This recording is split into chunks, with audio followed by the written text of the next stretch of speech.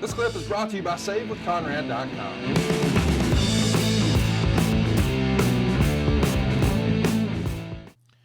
So, JR, as we get into it here, it does. You're right. It looks just like another Raw crowd. Obviously, it's going to take some time for SmackDown to find its own identity. But how much were you a part of the progress of putting together this television deal? Or was that done mainly by Vince and Kevin Dunn and that group?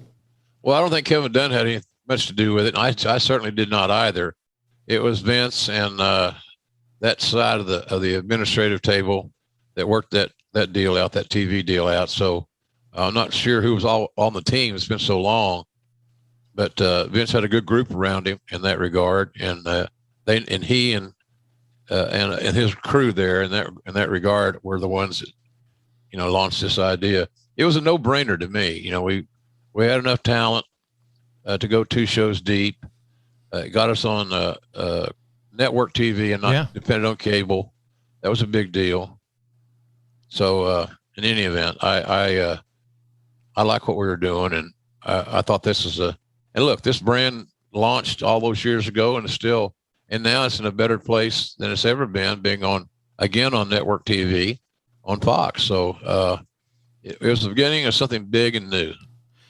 Not only that, you said it's network TV, but in a few weeks you're about to announce that you're going public. Yeah, well, there are a lot of moving parts right now in this thing, and of course, one of the centerpieces of those moving parts is Triple H, and of course, China there with him in happier days. Good to see her smiling because she had gone through so much maybe some would say self-inflicted wounds. I'm not sure if that's the right definition or not. But when they're rolling out the star power early, there's Rock looking on, and you don't get much bigger than that.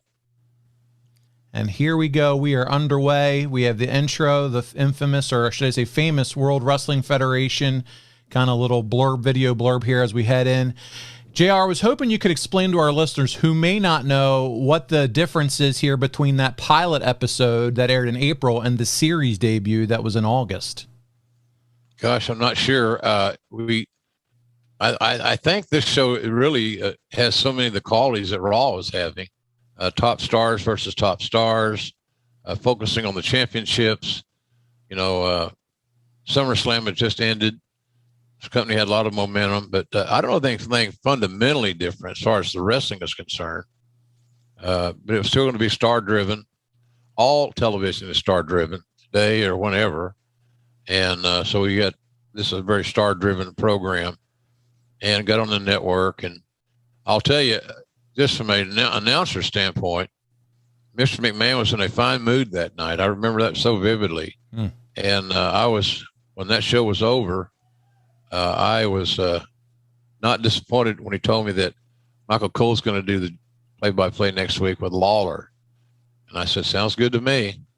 So, but because I didn't get paid any extra cash, I didn't lose money on the deal. I've been happy to do it. But, I had a lot on my plate at that point in time, Paul. I was executive vice president of talent relations. We were hiring talents, we were negotiating contracts, monitoring the wellness program.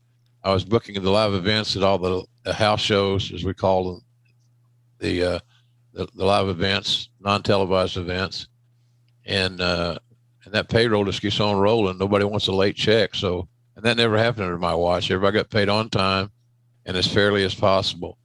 But it was an interesting time, and I think we're just going to try to refine the model, Paul, that Raw had started. Hey, it's Conrad Thompson. Thanks for checking out the podcast here on YouTube. Be sure to hit the subscribe button and the notifications bell so you get a notice anytime we upload some new content. And go save yourself some money right now. If you're in a 30-year loan or you have credit card debt, it's not a matter of if I can save you money. It's a matter of how much. Find out right now for free at SaveWithConrad.com.